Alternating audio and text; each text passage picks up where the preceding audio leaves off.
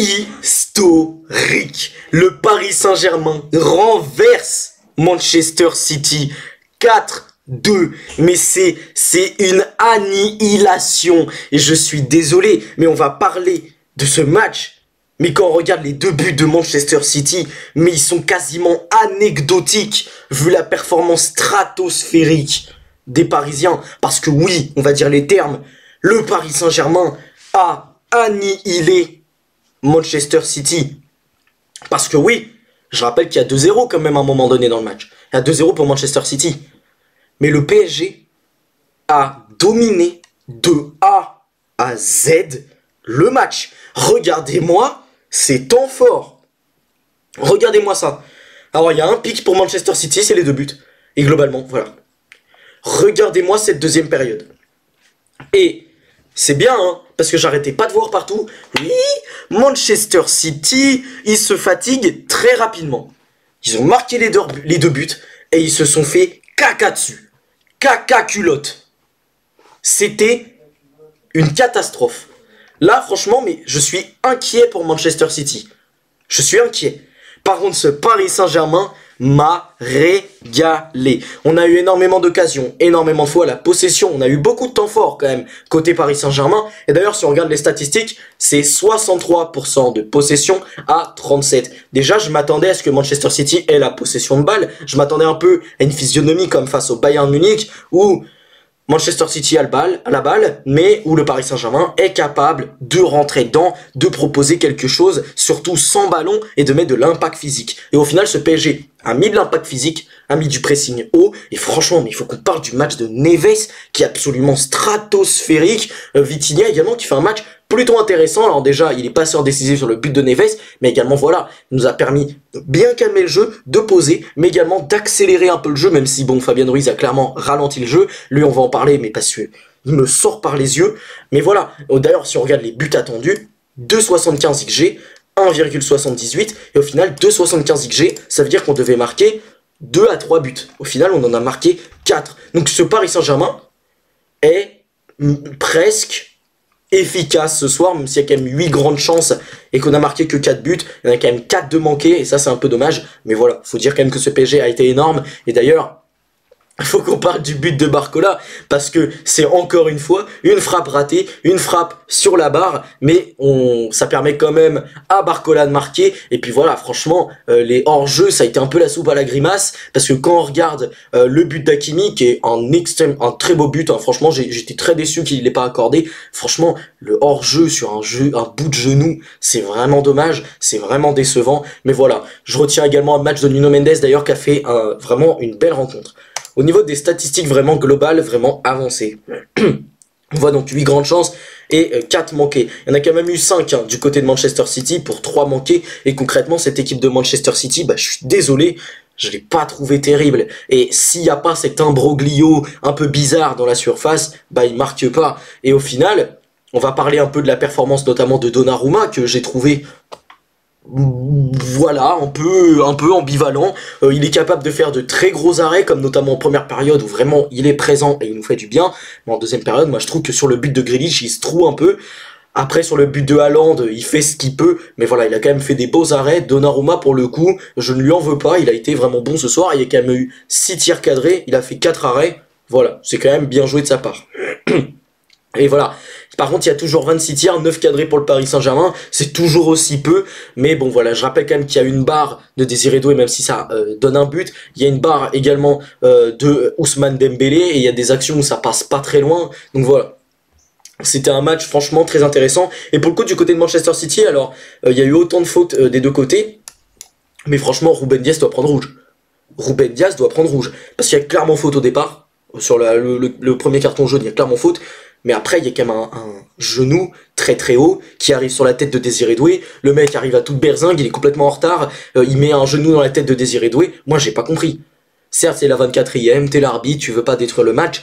Mais il y a carton rouge. Et Ruben Dias aurait dû en prendre un. On va regarder un peu le classement avant de s'attaquer aux compositions parce que franchement c'est super important puisque ça permet au Paris Saint-Germain de recoller à une 22e place qui est vraiment extrêmement importante et qui nous permet justement de nous déplacer à Stuttgart de manière un peu plus sereine. C'est-à-dire que là on n'est pas obligé d'absolument vouloir la victoire, même si évidemment ce serait quand même mieux parce que je rappelle que le PSG avec une victoire passe à 13 points. Alors évidemment là tout le monde a joué ses matchs, mais avec 13 points ça pourrait peut-être nous faire coller autour de la 14e à la 18e place à peu près, je pense, parce que voilà, Dortmund devrait affronter le Shakhtar, je pense qu'il devrait gagner, le Bayern devrait affronter Bratislava, il devrait gagner même s'ils viennent de prendre 3-0 face à Feyenoord, le Real Madrid devrait également gagner, la Juventus par contre il peut y avoir un espèce d'imbroglio, et voilà, et Celtic également devrait jouer Aston Villa, ça peut être un peu compliqué. Donc voilà, franchement il y a des choses à voir, également Feyenoord, parce que là ils sont à une différence de but de +2, mais si Lille leur met une tempête, il y a peut-être moyen également de moyenner quelque chose. Donc voilà, à voir, parce que ça peut également jouer à la différence de but. Si Stuttgart, si le PSG gagne à Stuttgart, ne serait-ce que 1-0, et que Feyenoord, bon, par un concours de circonstances, perd sur le même score, et ben ça ferait que le Paris Saint-Germain pourrait passer devant avec 13 points, puisque Feyenoord ne serait qu'à +1 et le Paris Saint-Germain serait à +3.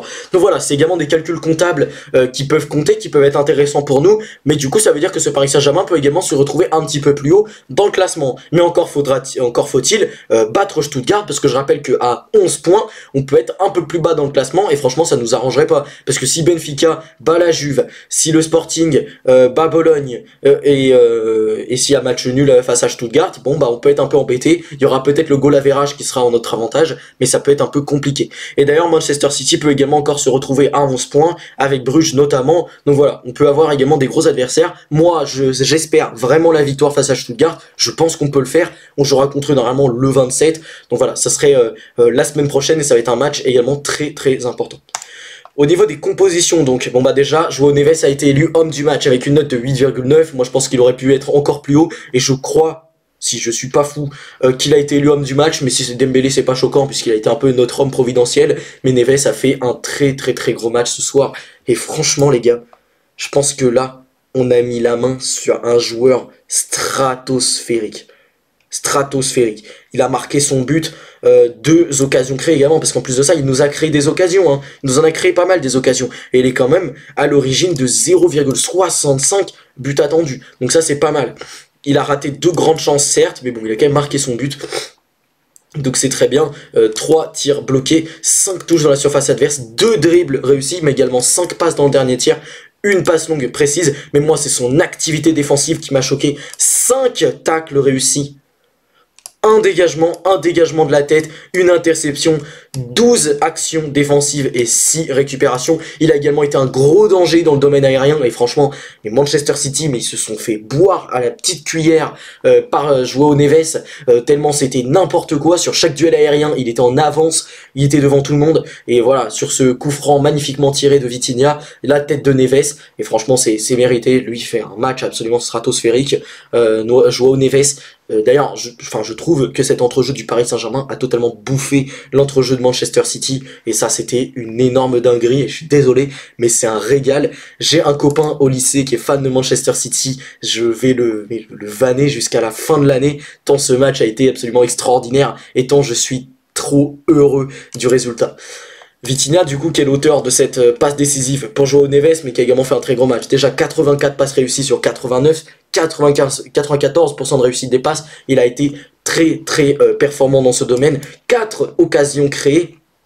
Mais voilà, enfin c'est quand même 3 tirs bloqués certes, mais 104 ballons touchés, il est toujours aussi important. 6 passes dans le dernier tir, 2 centres réussis, mais surtout 10 passes longues précises sur les changements de jeu, sur les changements de côté. Il a été ultra important et c'est vraiment le maestro du Paris Saint-Germain. Et défensivement, alors certes c'est peut-être pas celui qu'on voit le plus, mais il a quand même une activité qui est non négligeable. 5 récupérations, 4 actions défensives, 1 interception et 3 dégagements, ça reste correct.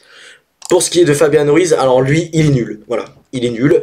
Certes, il a été bon dans ses passes, il a quand même créé une occasion. Mais voilà, il faut dire quand même qu'il manque quelque chose d'assez énorme en première période. Quand même une grande chance manquée, 2 touches dans la surface adverse, 4 passes dans le dernier tir, même s'il y a quand même 4 passes précises. Et c'est vrai que dans ses renversements, il a été plutôt correct. Et quand même 2 tacles réussis, 4 récupérations, 5 actions défensives et 1 interception. Fabian Ruiz, c'est pas concrètement c'est pas un mauvais match, mais c'est un Parisien que je ne retiens pas forcément ce soir.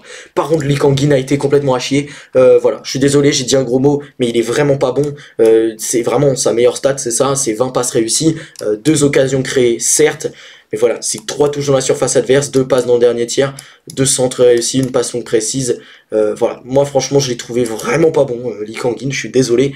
Il a pas touché tant de ballons, il a eu très peu d'influence sur le jeu, il a raté beaucoup de choses. Donc voilà, franchement Lee Kang-in fait un très mauvais match et il est sorti à la mi-temps remplacé par Ousmane Dembélé. Et franchement quand j'ai vu qu'Ousmane Dembélé n'était pas sur la feuille de match, dès le départ j'ai eu peur. Au final il rentre et il met un bouillon à Manchester City absolument dingue. Il fait un match également, une entrée absolument stratosphérique, 8,6 de note, c'est logique. 3 occasions créées, il est quand même responsable de 0,63 XG à lui tout seul alors qu'il est rentré à la mi-temps, c'est très fort. Et voilà, tir sur le cadre, ok, mais quand même 27 ballons touchés, 5 touches dans la surface adverse, 2 dribbles réussis, une passe dans le dernier tiers, 2 centres réussis, une passe longue précise. Franchement, il a été tout bonnement énorme. Également Gonzalo Ramos qui marque son but. Alors s'il y en a qui n'avaient pas compris, en fait ce qui se passe c'est que c'est un joueur de Manchester City qui remet le ballon en jeu, et du coup Gonzalo Ramos est certes hors jeu mais peut quand même marquer ce but. Et du coup il marque ce but qui vient nous sauver un peu à la fin, même si bon il aurait pu marquer un peu avant et ça nous aurait un petit peu libéré un poids, mais voilà il marque son but à la fin, un but bon, qui sert concrètement un peu à rien mais qui est quand même important parce que voilà c'est sûr qu'il nous permet de nous reposer un peu tranquille sur cette fin de match, même si le ballon n'a pas été remis en jeu. Et surtout, de nous assurer un goal average très intéressant de +2. Il est quand même responsable de 0,64 XG également, alors qu'il est rentré à la toute fin, mais il a été assez intéressant. Et d'ailleurs, il donne cette passe absolument magnifique sur Dembélé, même si Dembélé est hors jeu.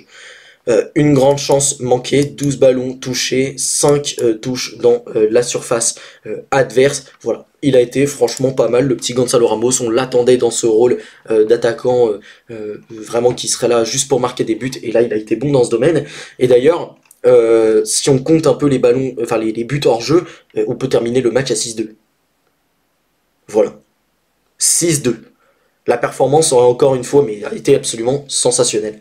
Mendes a fait un très gros match, il a 7,6 de note. Malheureusement, le but a été refusé sur le hors-jeu. Mais voilà, quand même très propre également. 58 passes réussies, une occasion créée.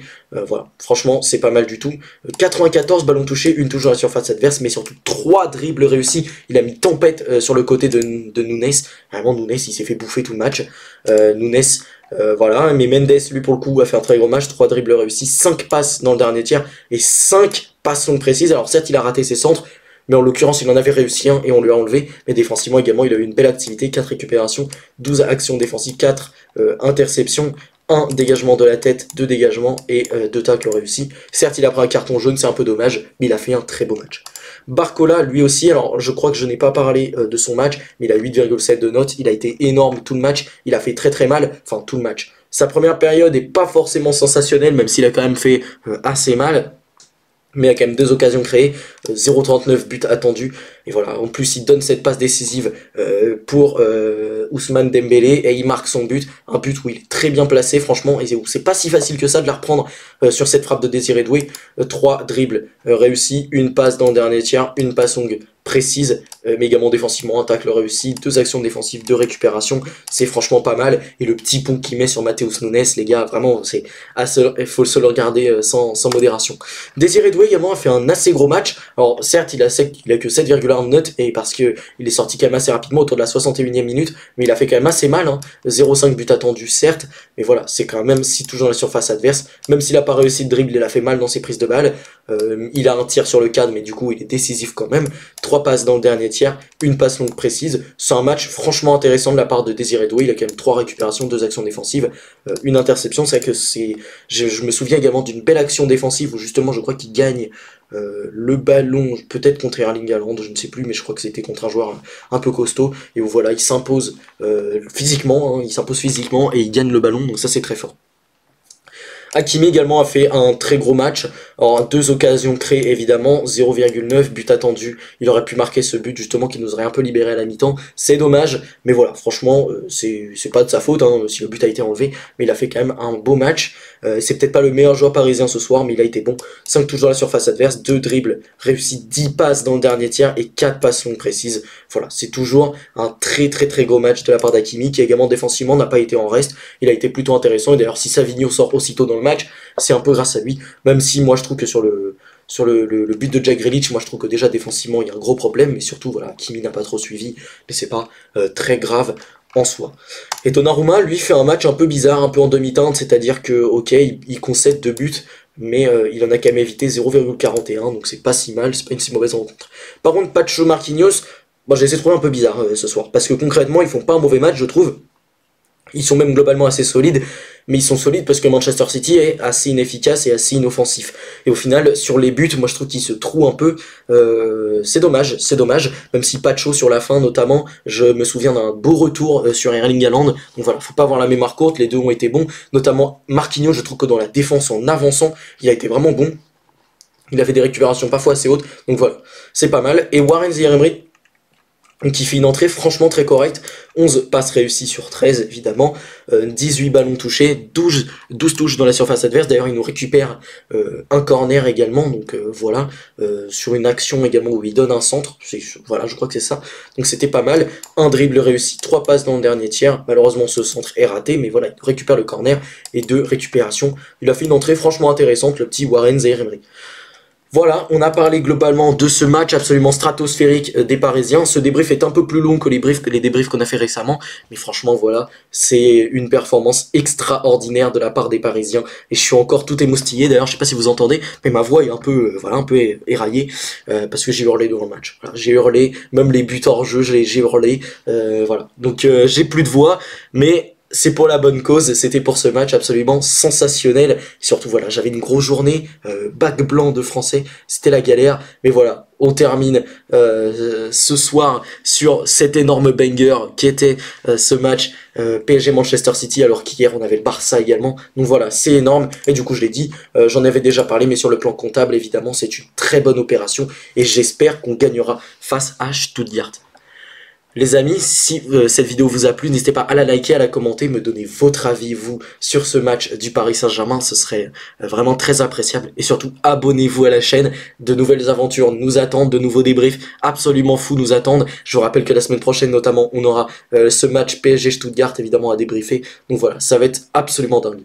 Sur ce, salut les amis, à la prochaine.